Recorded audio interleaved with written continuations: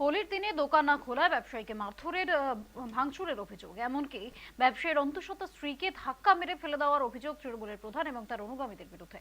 উত্তর চব্বিশ পরগনার বাগদা কৃষক বাজারের ঘটনা। জানা গিয়েছে, এলাকায় তৃণমূলের শ্রমিক সংগঠনের দলীয় কার্যালয়ের উল্টো দিকের দোকানে প্রতিদিন মদ্যপান করে প্রধান শুভেন্দু মণ্ডলের অনুগামীরা বেশ কিছুদিন ধরেই দোকানের সামনে বসতে বারণ করছিলেন দোকানের মালিক। হোলির দিন কেন দোকান খোলেননি সেই আক্রোশে দোকানের মালিক রাজু বিশ্বাস ঘর থেকে বেরোতেই তাকে ধরে হেনস্থা করা হয় বলে অভিযোগ।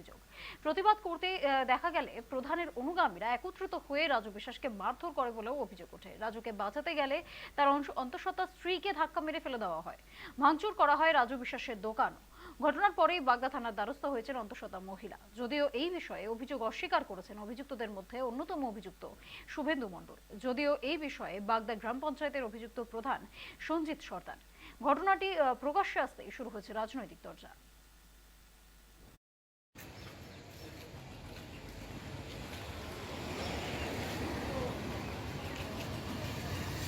মানে কি বলবো, মদ ফদ খেয়ে এসে কয়েকজন আছে।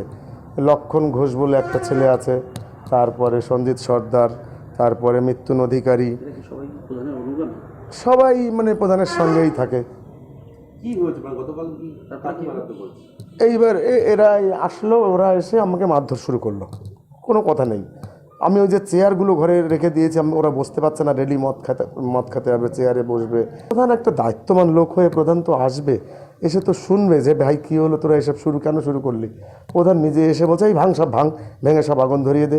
তা বলেছে এই সমস্ত তোরা করিস না, সে 2-3 দিন আগের ঘটনা। ও এখানে বলেছে তোরা এইভাবে বলিস না। কাল পুরো টোটালি দোকান বন্ধ সকাল থেকে। ও এসেছে নিচে 1:45-2টোর দিকে যে আমি যাই 2 প্যাকেট বিড়ি নিয়ে আসি। ও খুলে বেরিয়েছে, বেরোনোর সঙ্গে সঙ্গে ওই ঘর থেকে একটা ছেলে পুরো মদ্যপ অবস্থায় এসে বলছে এই তুই দোকান বন্ধ করে রেখেছিস কেন, আমরা কোথায় বসবো। ওর রাগ হয়ে গেছে, ও বলেছে তুই সর। সে পুরো মানে সে দাঁড়াতে পারছে না, সে পড়ে গেছে। ও পড়ে যাওয়ার সঙ্গে সঙ্গে ওইখান থেকে লোক এসে ওকে মারা শুরু করেছে। টিএমসি পার্টি নাকি, আমি তো পার্টি জানি না, আমি ওদের শুধু দেখি এখানে যায় আসে থাকে। তখন আমি এসে বলছি মেরো না এইভাবে। ওরা সবাই জানে যে আমি 9 মাসের প্রেগনেন্ট আমি, তা সত্ত্বেও আমাকে ধাক্কা মেরেছে।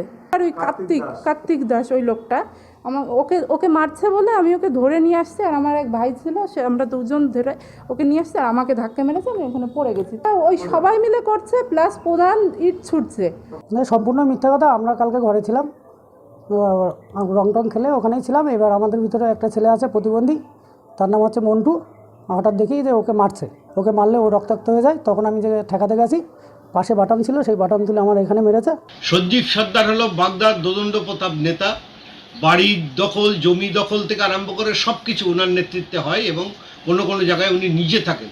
গতকাল যে ঘটনা ঘটেছে, ন্যাক্কারজনক ঘটনা ঘটেছে, যে একজন অন্তঃসত্ত্বা মহিলা যিনি মা হতে চলেছেন, সেই মহিলাকে ওই অবস্থায় তাকে বেধড়ক মারধর করেছে।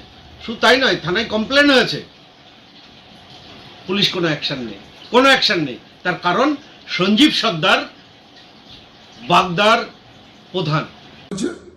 পুলিশকে বলেছি যে পূর্ণাঙ্গ তদন্ত করে ব্যবস্থা নেবার জন্য। আইনের ঊর্ধ্বে কেউ নয়, অতএব আইনের পথেই চলবে। সমস্ত পুলিশ তদন্ত করে দেখে উপযুক্ত ব্যবস্থা নেবে।